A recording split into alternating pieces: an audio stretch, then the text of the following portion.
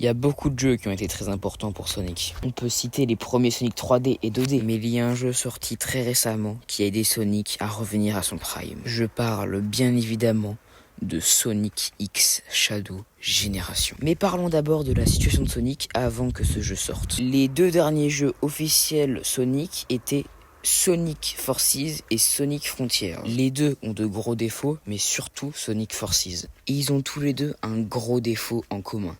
Le level design. Dans Sonic Forces, le level design est super linéaire. Il y a carrément un niveau que tu peux finir juste avec 2 boutons. Pour Sonic Frontiers, c'est beaucoup mieux, mais on a déjà vu encore mieux. Et quand Sega nous a dévoilé la sortie de Sonic X Shadow Generation, on a tout de suite eu très peur pour le level design. Eh bien, on a eu tort. Mais d'abord, on va parler du remaster de Sonic Génération. Je vais pas trop m'attarder dessus car il n'y a pas grand chose qui change. On a des graphismes légèrement améliorés, des animations et des dialogues retravaillés et des Chao à retrouver dans chaque niveau du jeu. Alors non, je tiens à préciser que je ne suis pas un hater du remaster. Au contraire, j'en suis très content.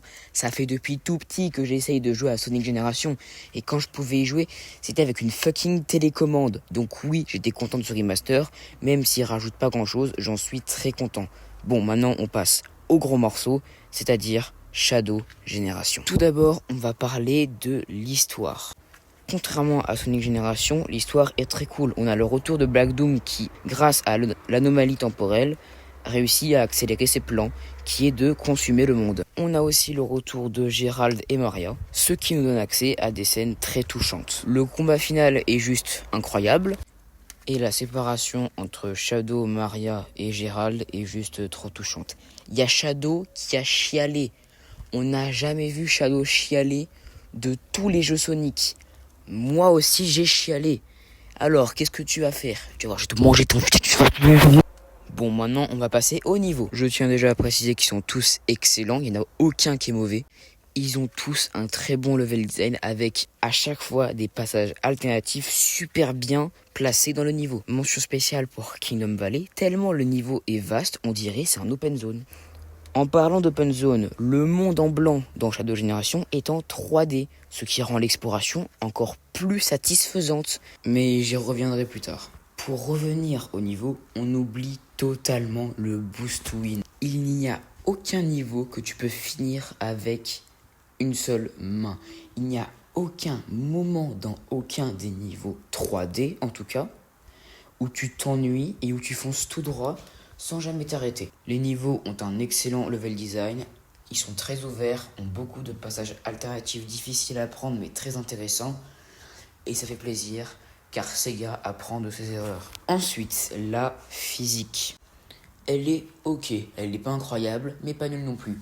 Perso, je l'adore. Elle ressemble d'ailleurs beaucoup à celle de Sonic Frontiers. Je ferai une vidéo sur ce jeu car il a été très important pour Sonic aussi. Maintenant, on va passer aux capacités et pouvoirs de Shadow. Shadow est capable de faire un double saut et est aussi équipé du boost qui retrouve sa capacité destructrice qu'on avait perdue dans Frontiers. Pour attaquer ses ennemis, au lieu de faire un homing attack, Shadow va faire ce qu'on appelle un saut téléporté. Il se téléporte à une courte distance, ce qui permet de traverser des murs ou des lasers vers son ennemi pour lui donner un gros high kick dans son crâne. Je trouve ça trop stylé. Voilà. Il peut faire des Chaos Spear qui permet de paralyser certains ennemis pour pouvoir réussir à les attaquer, mais aussi à ouvrir des portes ou à faire des skips car les joueurs de Sonic sont beaucoup trop forts et ont trouvé une manière de skip les niveaux beaucoup plus facilement. Et un ajout qu'on n'a jamais eu à ma connaissance dans un jeu Sonic, le Chaos Control, qui permet de stopper le temps pendant 5 secondes et qui recharge au max ta barre de boost. Voilà, je trouve cet ajout vraiment incroyable, le visuel est super beau et en plus on l'utilise tout le temps dans tous les niveaux sauf les niveaux Radical Away parce qu'on peut pas parce que c'est la zone de Doom.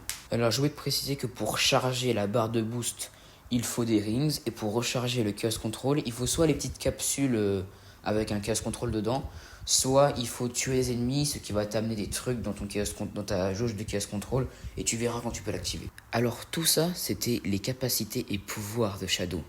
Mais il y a aussi les pouvoirs de Doom. On les débloque avec des sortes de jetons qu'on arrive à avoir quand on termine les 2 actes d'un niveau. Le premier qu'on débloque sont les Doom Spears. Elles ont la même utilité que les Chaos Spears de base, mais en plus, on peut viser jusqu'à 5 objets ou ennemis en même temps.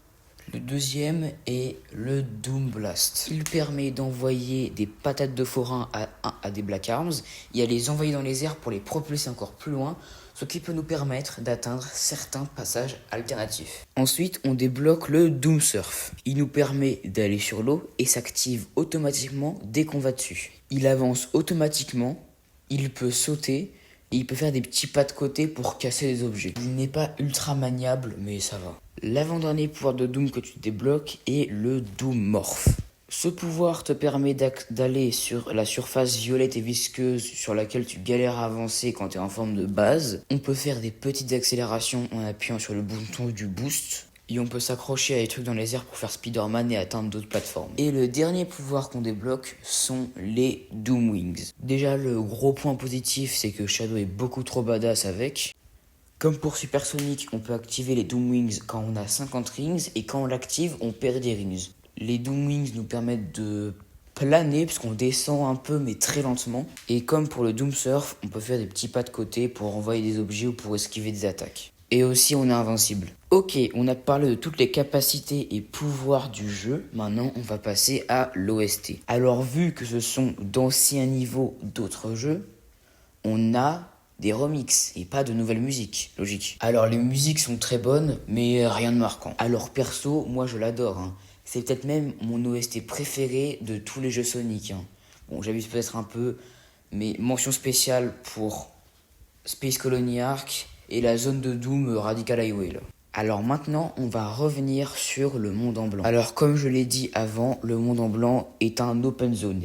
Il est très ouvert en 3D et on peut se balader entre les niveaux d'une manière très cool, je trouve. Et dans le monde en blanc, il y a des petits objets qu'il faut retrouver qui sont cachés dans tout le monde en blanc. Alors dans Shadow Generation, à la place des rings rouges, on a des collectibles à récupérer. Et ces collectibles font office de clés aux 96 coffres cachés dans le monde en blanc, ce qui nous permet de récupérer des musiques, des illustrations et des histoires de personnages ou d'anciens jeux vidéo. Et on a un autre truc comme ça, sauf que cette fois c'est avec Urbot et Cubot qui veulent construire une fusée pour réussir à sortir du monde en blanc.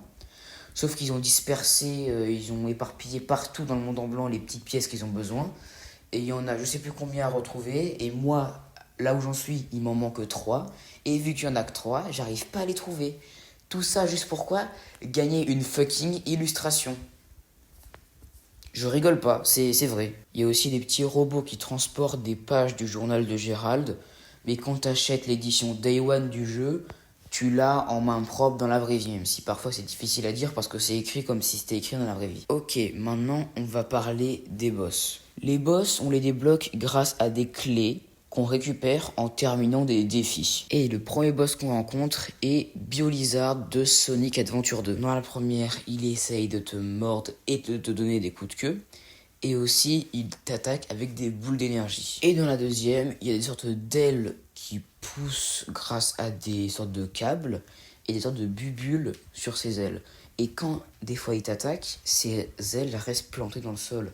Et tu dois les hacker pour que ça explose et qu'il y a plein de bulles dans les airs pour atteindre à nouveau son point faible. Et pour la phase finale, il t'envoie des projectiles que tu dois arrêter avec des Chaos Spears. Le deuxième boss est Metal Overlord de Sonic Heroes. Comme pour Biolizard, il y a 2 phases et elles se déroulent toutes avec le Doom Surf. Dans la première, tu dois esquiver des obstacles et lui envoyer des projectiles grâce à tes petits pas de côté avec le Doom Surf.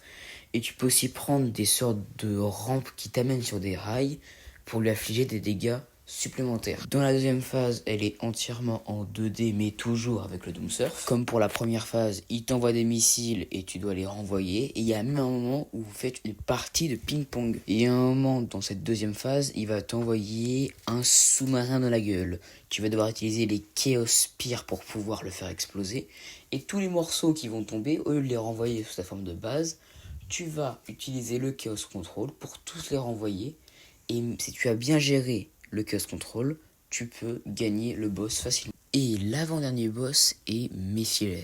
Il a lui aussi 2 phases, Dans la première, il t'attaque avec son épée et tu dois l'attaquer avec le Doomorph. Et dans la deuxième phase, il va se transformer en géant et tu vas devoir aller derrière lui toujours avec le Doomorph pour le vaincre. Maintenant, on va passer au boss final qui est Doom, bien évidemment. Le début de la première phase est exactement comme Metal Overlord. T'es avec le Doom Surf, tu dois esquiver ces trucs et lui renvoyer dans la gueule. Et aussi, tu peux prendre des passages alternatifs pour lui mettre plein de dégâts. Et ensuite, tu vas devoir utiliser le Doomorph pour faire du parcours, l'atteindre et lui faire plein de dégâts. Et ensuite, il va te repousser de plus en plus loin à chaque fois. Ensuite, Devil Doom se transforme en Neo Devil Doom et c'est la deuxième phase avec un superbe remix de All Hey Shadow, un peu orchestral. Et Shadow qui équipe ses ailes trop badass. J'avais la banane jusqu'au pif tellement j'étais excitado devant cette scène de merde. Dans cette dernière phase, tu dois le poursuivre. Il va t'envoyer des projectiles que tu pourras renvoyer. Quand tu vas l'attaquer, tu vas lui faire étonnamment énormément de dégâts.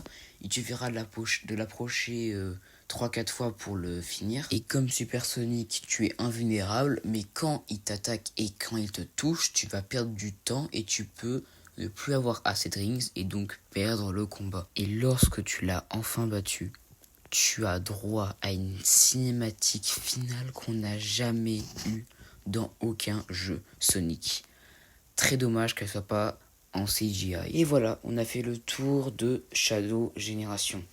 Bien évidemment, le jeu n'est pas parfait et donc je vais citer les points négatifs, malheureusement. Déjà, je trouve juste que le jeu est pas extrêmement rapide. Quand tu le compares à Génération Unleashed, le jeu est bien plus lent. Mais il reste rapide et il y a exactement le bon rythme pour un jeu Sonic. Ce que j'ai remarqué aussi, c'est que Sega commence à beaucoup introduire l'électricité dans les jeux Sonic. Alors que l'électricité, c'est que dans les films. Voilà. Même si c'est stylé, normalement ça devrait pas être ça. Maintenant, un petit point négatif au niveau des boss. Où est Infinite? Infinite est un antagoniste de Sonic Forces. Il est très puissant mais très mal écrit. On ne l'aime pas du tout d'ailleurs. On aime juste son design. Et moi j'aurais adoré son retour dans Shadow Génération. Un jeu qui répare un peu les problèmes d'anciens jeux éclatés comme Forces du coup. Et je l'aurais adoré à la place de Mephiles. Et bah voilà, on l'a pas eu. J'ai un peu le seum, j'aurais préféré qu'on l'ait. Maintenant, un petit point négatif au niveau des niveaux. C'est drôle, hein? Je suis trop gênant. Il y a deux problèmes. Déjà, pourquoi il y a un niveau de Sonic Forces et de Sonic Frontier? Le jeu est censé se dérouler en même temps que Sonic Génération. Sonic Génération se passe avant Sonic Forces et Frontiers. En plus, Shadow n'est même pas mentionné dans Frontiers. Même si les niveaux sont excellents, pourquoi ils sont là? Ça veut dire que Shadow voit l'avenir et qu'il a carrément une vision d'un endroit où il n'est jamais allé. Peut-être qu'il y sera dans Frontiers 2. Et voilà, c'est la fin de la vidéo. La prochaine sera pour les FAQ des 200 abonnés. Oui, on les a déjà. J'ai l'impression de faire tout le temps des FAQ. C'est pour ça que le prochain palier sera 350 abonnés et non 300, parce que sinon ça va aller trop vite. Je tiens à vous remercier, parce qu'on a passé les 200 abonnés, c'est un gros palier pour moi, je pensais pas y arriver aussi vite. N'hésitez pas à vous abonner, à liker la vidéo, activer les notifications si c'est pas déjà fait, pour louper aucune de mes vidéos. Et moi je vous dis au revoir. Et grosse dédicace à Ryan FFX pour avoir redessiné mon avatar Sparkis. T'as trop géré mon gars, je sais pas comment t'as fait. Voilà, j'ai tenu ma promesse. Maintenant, c'est bel et bien la fin de la vidéo.